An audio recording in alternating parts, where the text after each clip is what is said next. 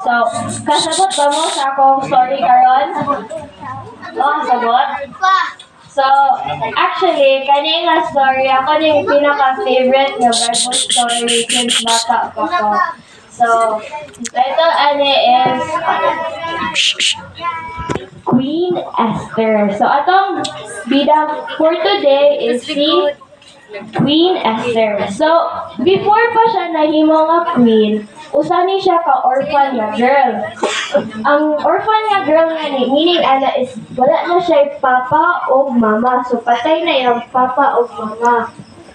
So, ato siya nagpuyo sa Shushan, siya rang usa sa iyang balay niya. Subo kayo siya kay dili kanang walay family niya nga kauban niya sa iyang balay. Kay wala na lagi ang mama o papa.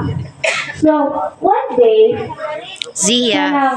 i-visit ang cousin or igagaw ni Zia.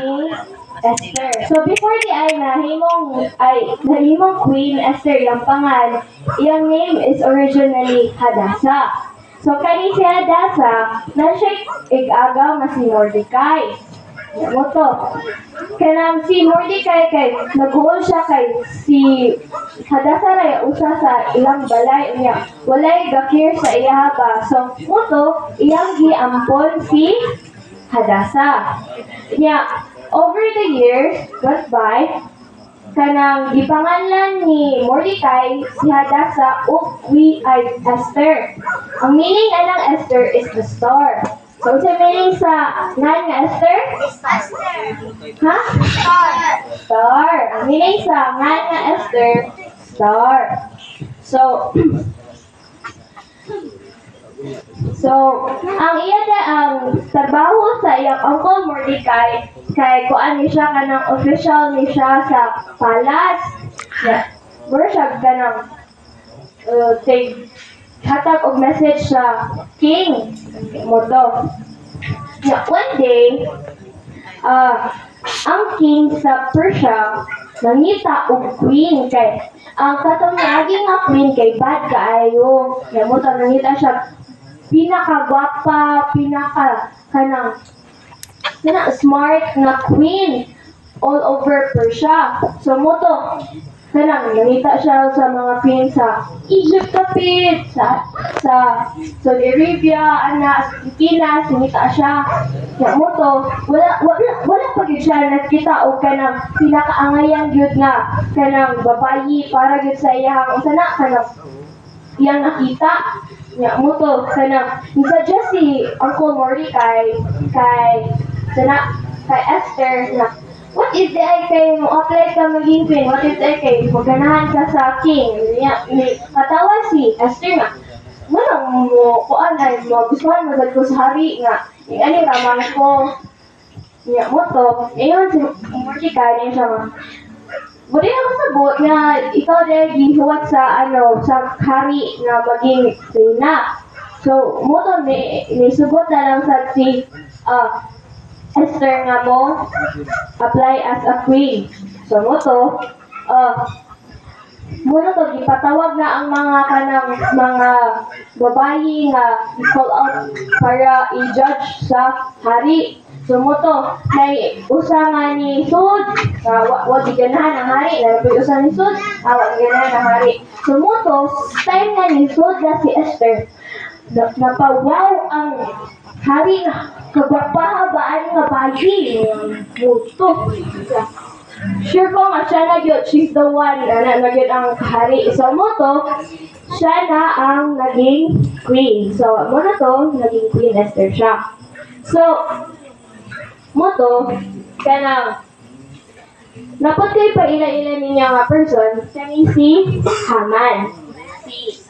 Mo to ni, usapon niya siya ka chief, niya, kanang higalang niya siya sa tanang tawo. Niya, kanang since upper hand siya sa hari, dapat imo siyang respetuhon. So, ingon si Haman nga, every time na mo went by or like mo pass by siya, like mo maagialang niya ay kanang nay mo agi sa iya, dapat mo yuko sa iya ha, dapat mo bow down. Ya mo to hadlok ang mga tao ng kaos iya kay siya may kanang kamay sa hari. So moto mubaw gyud ang kanang tawo.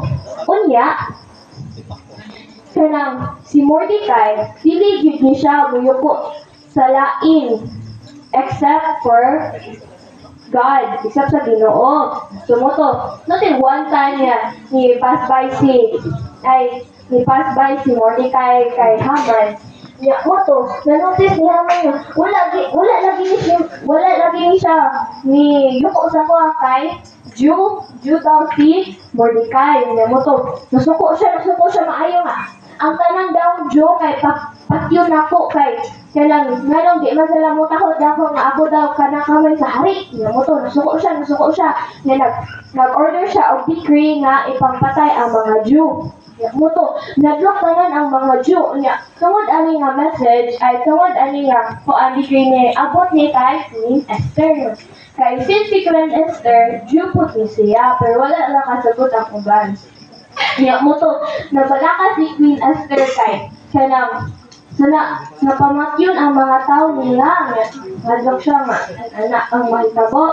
Sumuto ni ingon si Mordecai siya nga tabangi ni niya sir mahadlok si Esther nga mo approach sa hari kay nay usa ka rule pinaka golden rule ani is bawal ka mosulod sa kanang temple sa hari without any permission.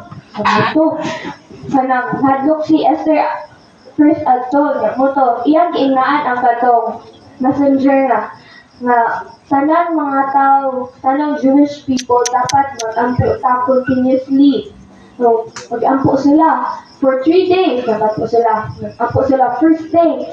Sabi nila ampo nga kanang hatagan og giya si Esther kay para maprotektahan sa Ginoo.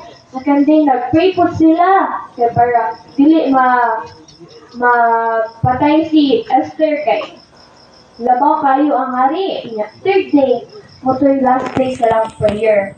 So pinakauman adto nag-prepare na si Esther nga iyan ang gisot iyang angayan nga bado iyang nagpabango siya nagpabapa siya muto kanang pato na siya sa hallway sa kuan King's Temple niya muto gakulba siya kay what is that kay patyo ni just hari niya muto na patian sa mga gwardiya sa hari nga uy na may paari nga wala naghatag og permission na moari muto nagkali ang mga gwardiya na wala na ni punta muto iya pag-apres sa buwaan sus si Esther di ay ang pinakagwapa nga reyna sa Persia sumuto mismel si King Ahasuerus sa King of Persia. So, muto ni Ismael siya na kuan na uy, unsa day mo kailangan?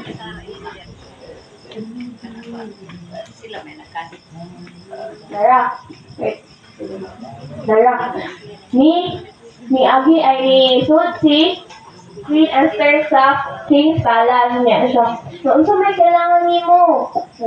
Niingon si Esther nga kanang bayan mo siya nga intag ay nakoy nabatian niya ipapatay daw ang mga tanan nga tao ay tanang Jew people kay dili daw muyukbo ni Haman niya naguul ko kay ang dapat kana i-understand sa sila ay nila ang amo people kay kanang si God man gid among giyukbuhan niya moto na please ang hari niya kay moto na please ang hari niya kana bang na-convince ni Queen Esther si King Ahasuerus nga dili na ipagpatay ang mga Jewish people siya moto nalipay ang mga kanang people nga wala sila gipatay gi-spread ang message nga dili na pagpatay ang mga Jewish people because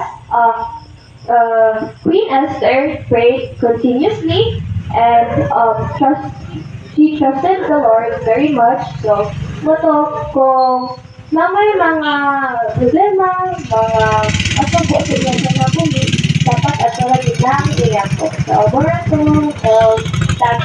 Memory verse. Memory verse, Zia. Oh wait, not the memory verse. So, the memory verse karon is pray without ceasing, 1 Thessalonians 5 verse 17. So, kamo daw, sige. 1, 2, 3, go. Pray without ceasing, 1 Thessalonians 5 verse 17. Okay.